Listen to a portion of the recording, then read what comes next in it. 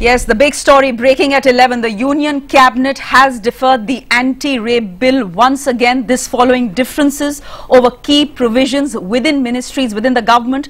The bill will now be sent to an informal group of ministers. It will be brought back to the Cabinet after there is unanimity over key provisions including voyeurism, stalking, on reducing the age of consent from 18 to 16 and the use of the term rape instead of sexual assault. Just take a look at the initial reactions that have come in. Here's Krishna Tirath speaking to the press. बहुत सारी चीजें थी वो पास होगा लेकिन कुछ समय लगेगा। अभी हमारे जो स्पोक्समैन वो आ रहे हैं, आपसे बात करेंगे। आपका क्या मत है? मेरा मत तो मेरे जो बिल था पोक्सो, मैं चाहती हूँ कि वही उम्र होना चाहिए, अदरवाइज सोसाइटी में एक मैसेज ठीक नहीं जाएगा। और हमारा मैरिज एज भी 18 and 21 है, तो बहुत सारी चीजें और थी जिसको रख के बिल तो पास होगा, थोड़ा सा समय लगेगा। All right, it's the big news. We are tracking. The Cabinet once again for the second time has now deferred the anti-rape bill. First reactions coming in. Here's the BJP's Mr. Rudy now giving us his first reactions. Which was a heinous crime committed in Delhi.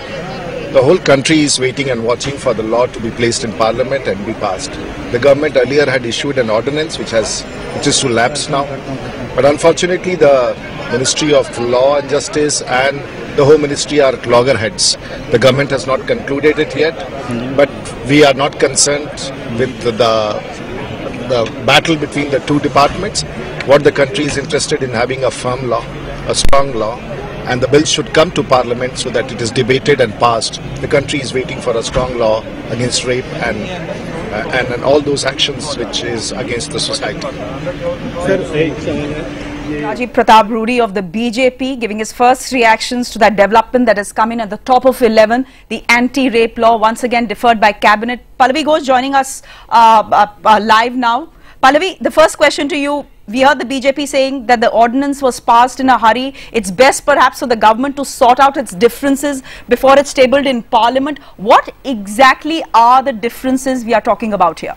Well, Shreya, first things first, the political mileage which the government sought to seek, and it did actually get by passing that ordinance, and which many questioned also that why was the government in a hurry, that political mileage seems to have been lost once again today. It didn't come up in the last cabinet meeting. There was a Congress core group meeting in which this point was raised. Why is there no consensus? And that's when they decided to call a special cabinet meet today just to take up to approval of that anti-rape law. Once again, that consensus has failed. The key points of differences remain, which were there right from day one. One, on the issue of replacing the word sexual assault with the word rape. Now, that was a recommendation of the Home Ministry in that cabinet note that they circulated.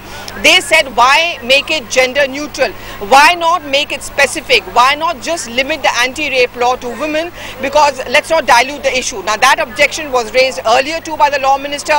At the cabinet meeting today also, this issue was raised by the Law Minister and also the Women and Child Welfare Minister Krishna Tirath. So that's our first objection. The second objection which came out was reducing the age of consent from 18 to 16. Now that again is very alarming because this is a part of that ordinance. This was a part of recommendations of the Justice Verma Committee that you have to reduce it to age of 16 given the fact that there is social awareness has increased, early puberty. This was a recommendation of the Justice Verma Committee, as I pointed out. It's also a part of the Indian Penal Code, but that objection was raised by both Krishna Tirath as well as by the Law Minister at this cabinet meeting. The other 2 points of divergence was over the issue of voyeurism and stalking being seen as a sexual abuse.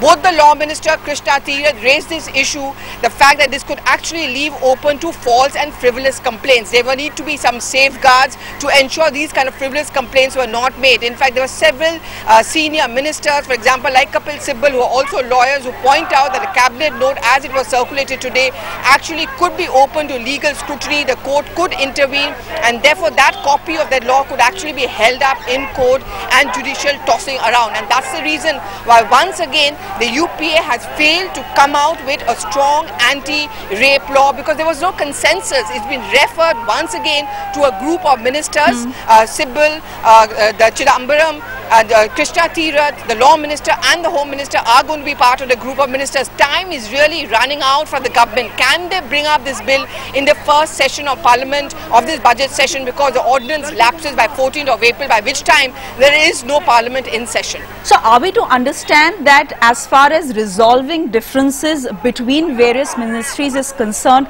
there is no progress that has been made ahead of this special cabinet that was called today? Because as you're saying, everyone is sticking to their own positions, so there has been no movement forward. That's right, Shreya. I mean, this is the question which is coming up again and again. You met on Thursday, you did not take up the anti-rape law, because at that point of time, the defense which came in from the government was that we have some issues which needs to be thrashed out. There was a Congress core group meeting on Friday, issues were thrashed out, then they decided to call a special cabinet meeting on Tuesday. So what were the issues which were thrashed out? What was this time being used? The law ministry, in fact, did go into this cabinet meeting today with some fresh recommendations. So there was a over 1 hour long cabinet meeting which was held today. Again, no consensus was evolved. Why we are stressing on the fact that time is running out. Ordinance lapses on 14th of April. It has to be converted into a law. The budget session of parliament ends by 21st of March. Will they be able to come out with some consensus before that? Just few days left now. Or will they have to call a special session of parliament? This is exactly what the opposition has been asking about. This is exactly what the government has been saying. Even today, the government's commitment is that they will come out with a law before the end of the budget session. We'll have to wait and watch whether they would be able to resolve the differences and come out with a united anti-rape law. Pallavi, do stay on with us, getting some more reactions now. Kavita Krishnan, Secretary IPA, joining us on the phone line. Kavita, hello to you. Yes. Once again, the anti-rape law deferred by the cabinet. Are you disappointed? No, I'm absolutely dismayed and really angry, because the points which are we are being told are points of debate are, I mean, it's amazing that the government is still debating these points. I mean, how can there be any debate about the fact that voyeurism, which means making of MMS, is not a huge problem, is not a crime? What can there be a debate over that? Stalking is something women suffer so terribly. Stalking often leads to acid throwing. Stalking is such a terrible offense. If you stop it at the level of stalking, then it may not go on up till acid attacks and all kinds of horrors, like the Priyadarshini Mattu case, which was a rape and murder case, but essentially it was a case of stalking. Had they punished the perpetrator for stalking, then he would not have been able to go ahead and rape and murder Priyadarshini Mattu. Now, why is it that the government finds this to be a point of debate? They are obviously listening only to the patriarchal lobby. They are only listening to the anti-women forces. That is why they are still debating about age of consent. They are still debating whether they should have a rape as a separate offense from sexual assault, which means essentially they are still debating gender neutral accused. They are still debating if women should be made accused by men of rape. How can these things be matters of debate? Kavita, here's the question to you. Many people could see where the government is coming from. They are saying, look, let's not rush this through. Let's have a strong bill that stands in a court of law. You can't argue with that sort of argument. No, I'm saying why will it not stand in a court of law? Nobody is saying that it will not stand in a court of law, you see. They are just saying that, oh, these provisions will be misused and this and that. They are not saying that we need to protect women who are being stalked, protect women who are being subjected to their MMSs becoming viral on the net, protect women who are facing at the age of 16 who may have a consensual relationship and their boyfriend will become accused of rape. What is this? I mean, who are we? What are we debating today? It's most disappointing that after all these months of protest, where you're asking for a law to protect women, to give better protection, then the government is debating in the other direction. That is what is so unfortunate. I'm saying the Justice Verma panel has done such a wonderful job. They have actually considered and given a very considered suggestions, having consulted with the best people all over the country. And yet the government feels that they are in a position, and I'm appalled that from what you're reporting is the Women and Child Minister seems to be leading the brigade in arguing against these pro-women provisions. Kavita, there can be nothing more appalling than this. With the first reactions that we've got from the main opposition party, the BJP, they say, look, if it's been delayed, all right, sort out the business between yourselves, but get a strong bill in Parliament. So they seem to be okay with waiting. Are you okay with waiting? Because you were someone who was very active on the streets of Delhi when there were protests against the gang rape. What do people like you plan to do next? I have no problem with waiting. See, my point is not about waiting. My point is, what are we waiting for?